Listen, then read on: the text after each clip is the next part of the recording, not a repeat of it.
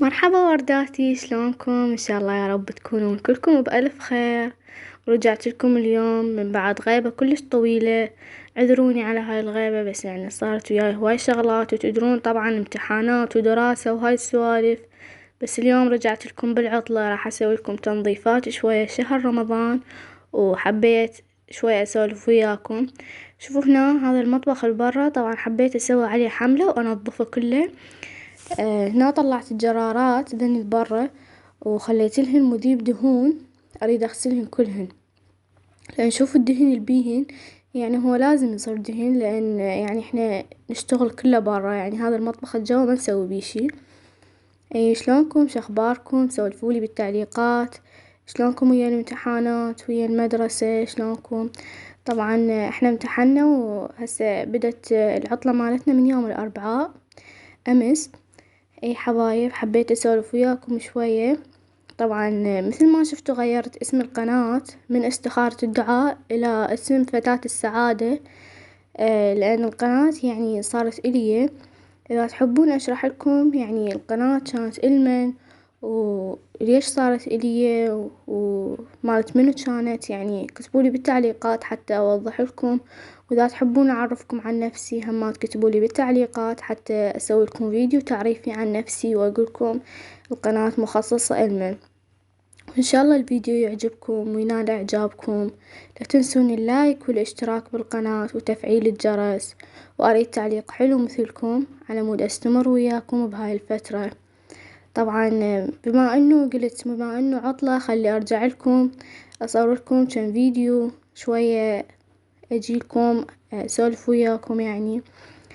فيعني عذروني إذا بدت المدارس وتشوفوني ما أنزل هواي فيديوهات، يعني تدرون دراسة وهيج، وأني متوسطة. فيعني عذروني، يعني بوقت فراغي أنزل لكم فيديوهات هواية، مثلا جمعة وسبت، أو إذا فد يوم ما عندي دراسة همات أصور لكم وأنزل لكم. فإذا ما نزلت فيديو يعني عادي، قولوا هاي عدها دراسة.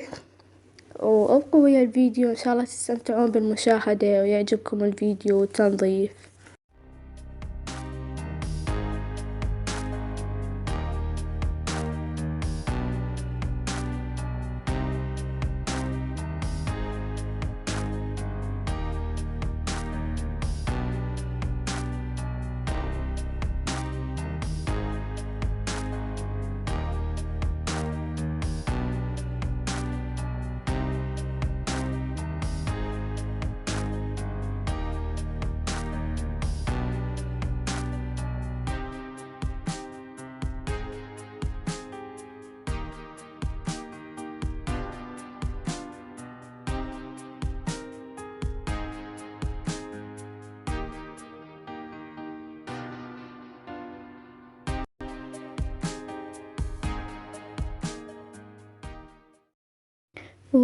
وشوفوا حبايب، هنا كملت الجرارات وطلعت للمطبخ البرا. شوفوا الوساخة، هاي كانت جوا الجرارات. طبعا همات عندنا هذين الجرارات مالات البهارات، بس خليتهن نظفتهن مرت اخوي. وشوفوا هنا ظليت ألم بالزبالة هاي تكرمون، وأريد أذيب عليه مذيب دهون وأجلفه كله. شوفوا هنا حتى هاي الدود وهيج يعني. فهنا ذبيت عليه زاهي على مود ينقع شوية، وأجلفه كله هيج، بعدين راح يصير يلمع لمع. وشوفوا بس بالسيم، فركته بس بالسيم، وبعدين أمسحه بوصلة رطبة. هنا شغلت الفلاش، قلت أخاف ظلمة شوية، وعذروني يعني هو هذا مطبخ برا، احنا نقلي برا وهيج، فبين فترة وفترة احنا نطلع الغراض وننظفه كله. بس شو نسوي يعني، نصير دهن وهيج. وطبعا يعني حتى وساخة الحمامات يوقع علينا من فوق، بس أبوي غطاه، ويعني همات يوقع يعني. شو نسوي له، احنا بين فترة وفترة ننظفه على مود يبقى نظيف.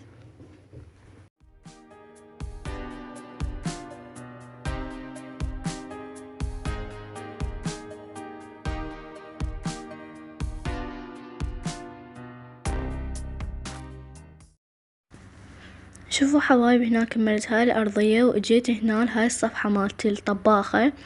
هو بهاي الصفحة كان اكو جرارات مال بهارات غير هذني اللي استوى نظفتهن. قلت لكم مرت اخوي جاي تنظفهن كانت، وجيت ذبيت عليها حارق الدهون مثل ما شفتوا، وبديت اجلفها بالسيمة. همات تشوفون يعني هاي وسخة الحمامات شلون واقعة عليها، يعني قلت لكم من فوق شلون يعني. وهاي الصفحة الثانية همات ذبيت عليها مذيب دهون، وهاي الجلد اللي يصير فوق الطباخة همات يعني كله ما بقيت شي ما خليت عليه مذيب دهون. وهذني الرفوف اللي هنا يصيرن ماما حاطة بيهن هذني البقوليات وهاي السوالف على مود يمها، فهم ذبيت عليهم مذيب دهون. اريد اجلفهن جلف وماما سوت لهن وصل جدد، يعني هي ماما ما تخلي لهن وصل حلوات وهيش، لان تدرون دهن وبين فترة تشيلهن وتنظفهن وهيج. بس هالمرة قلت بما انه امتحانات خلصت وهيج وجتني عطلة، فقلت لماما اني انظفهن عادي. وسويت حملة على المطبخ كله، يعني صار يجنن يلمع. يعني هو صح شوية بغراض هواي والمطبخ صغير، بس يعني النظافة حلوة. نظفته وصار يجنن. وتابعوا الفيديو للأخير.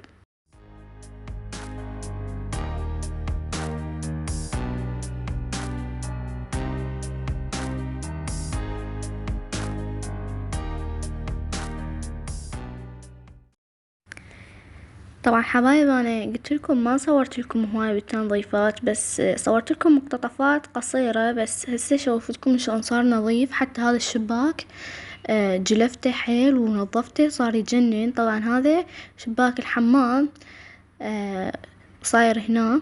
وشوفوا حبايب هاي الجرارات صار يلمعن، وخليت عليهن هذا الجلد حتى بين فترة نشيله ونخلي غيره. وهنا هاي دبة الغاز، وشوفوا الطباخة يعني شلون صارت نظيفة. هاي الجرارات يعني احنا ما مخلين بيهن هواي غراض، بس شوية مسواق اذا ابويا جاب بقوليات او شي او بهارات، يعني نخلي بالقواطي ويزيدن نخليه هنا. وشوفوا هنا هاي البهارات همات نظفتهن مرت اخوي مثل ما قلت لكم، وصار يلمعن. شوفوا الطباخة شلون صارت نظيفة. طبعا هاي الوصلة مال الطباخ بعدين بدلتها، نسيت ابدلها. شوفوا الجلد شلون صار يجنن. وهذني مثل ما قلت لكم ماما سوت لهن هذني القطع وخلتهن يعني. ونظفت الطباخة صارت تلمع، يعني ما بقيت شي ما جلفتها والله. حتى يعني بحيث الأرضية كلها جلفتها بالسيم وخليت عليها حارق الدهون وصارت تلمع مثل ما جاي تشوفون. شوفوها شلون صارت. بس طبعا هاي سواد مال تشربت هو. شوفوا شلون صارت تلمع، يعني حتى بحيث الضوء يدق بيها. وهنا جيت اختي كانت تريد تسوي هاي ملفوف مال لهانة مثل الدولمة. راح تسوي لي العشاء. شوفوا الحشوة خلت بيها تمن ومعجون. طبعا انا ما صورت لكم تمن ومعجون ودبس رمان ونارنج ولحم، يعني كل شي خلت بيها وشبنت. بس ما حبيت اصور لكم، قلت اصور لكم مقتطفات قصيرة.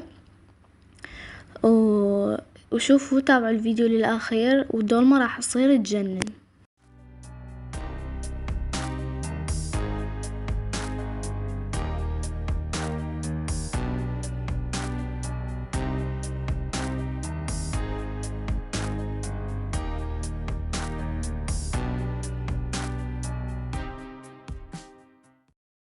شوفوا حبايبي هنا بعد ما كملتها خلتها وبقى شوية من الحشو خلتها عليها، فقعت عليها من أذبه. وجابت قبق وخلتها عليها يكون شوية ثقيل وضغطتها حيل. وهنا من استوت خلتها على نار هادئة على مود تستوي براحتها. وتعالوا اشوفكم شلون صار شكلها يجنن وطعمها يخبل وحامضة. وشوفوا شلون شكلها.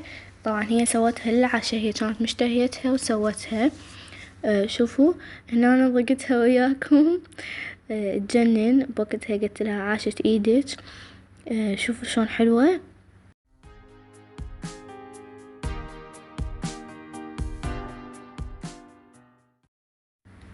شوفوا حبايبي هنا هي من بعد ما استوت وصار وقت العشاء، قلنا لها كافي جينا نريد نتعشى.